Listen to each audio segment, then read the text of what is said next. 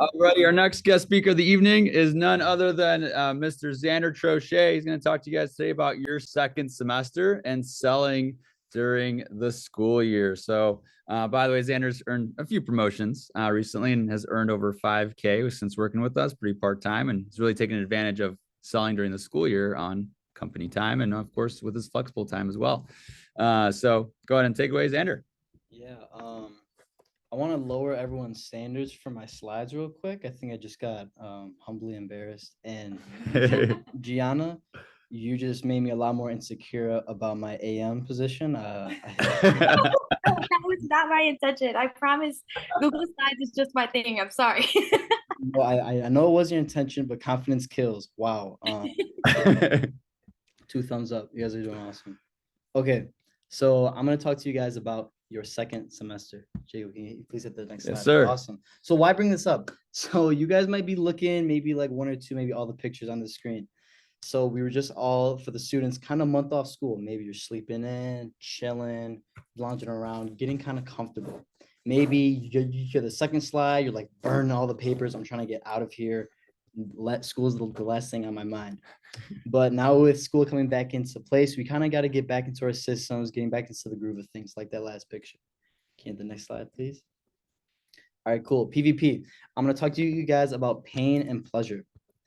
So pleasure might be looking like something like that guy, kind of just chilling on his phone on the couch. Pain might look like to you, maybe hitting a workout, maybe not as vigorous as that guy right there.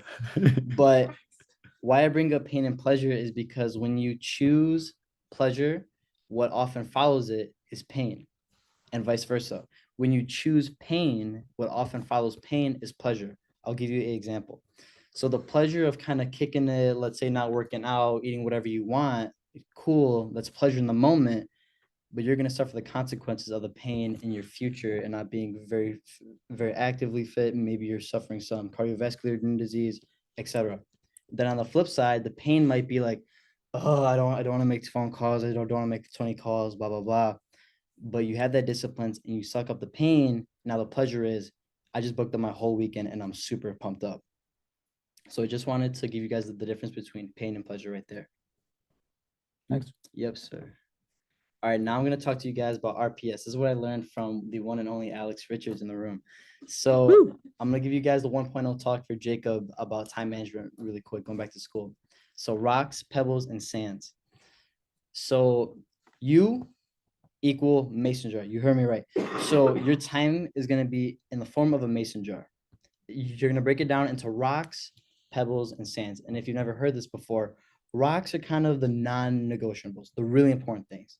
Maybe that's school, work, family time, etc.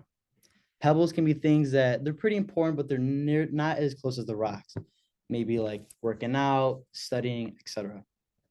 Sand, that's all the things that you want to do, but if you don't get to it, it's not the end of the world. Playing video games, hanging out with your friends, and all that stuff. Now, with that being said, if I were to toss you guys sand and pebbles, that kind of be kind of hard to catch, right? It's like, what? But if I were to toss you a rock, it's a little bit bigger, it's a little bit easier to grasp.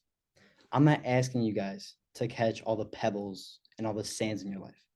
I want you guys to be able to catch the rocks in your life, know what the rocks are, and be able to put them in your jar. All right, so Michaela, if I were to ask you, do you think school is a rock in your life? Just of course. Thumbs up, thumbs down. Awesome. Brian, do you think this job is a rock in your life? Yes. Dana, do you think family is a rock in your life? Everyone says yes. So how about we say school, if you're in school, family, and this position, this opportunity are rocks. So that being said, we need to know how to position those rocks and position our priorities. Can you hit the next slide, please, Jacob? All right, cool. So I'm known to be very positive, upbeat, and even maybe motivational, but there's a very dark truth. And the truth of this matter is that if you don't come out the gate in the first week selling with momentum, then you're not going to sell at all for the rest of the semester. If you think you have the mindset of, oh, I'll do it later, I'll make phone calls later, I'm going to book it up later, don't worry about it, but you've heard that story endless times. I'll take out the trash later. I'll do homework later. I'll hang out with so-and-so later. It's a promise order. It's a constant lie of you lying to yourself. I'm going to do it later. I promise. It's this constant bad habit of I'm going to do it later. I'm going to do it later. I'm going to do it later. But I'm going to tell you right now, this is the dark truth and this is the humble and honest truth. If you do not do it early, and if you do not do it first thing in the first week, you will never get it done. That's why this is so urgent and important. And can you get the last slide, Jacob? All right, now let's list them. So what are some reasons? Why should we do it? Why should we sell over our second semester? I want to get one in Zoom and one reason in person. Can someone help me out here? I feel like we can do more than one. Oh, we could do a lot. For me, I'll say a reason to sell over the semester is to build up startup for my office. Start up for your office. Brian? Just momentum in general. Momentum. Momentum in general. Someone on Zoom, please. Let's give us a little raise. Not all at once, though. Jeremiah, and then Michaela. To kind of get the groove of things before the summer so you can really like dial in and lock in there when you don't have as many responsibilities. Powerful. Michaela. To learn to push myself to do things that I might not want to do. Can you hit the space bar twice for me? So you guys already listed it right there. Making some extra cash. I'm surprised no one even really said that. I know that Emily kind of touched on it for office, but you get paid to do this. You get the commission, make some extra cash. Maybe doing things while you're busy and to show yourself that you can do it, how Michaela just said. Have momentum, have confidence year round, like Brian said. If you think, oh, you know, I'm just going to take this break off, I'll come back in spring break or summer break. You don't want to be, I haven't done this in a long time. I don't know who I'm going to call. I'm very rusty and not having that confidence. Maybe you just want to grow your CPO and hit promotions.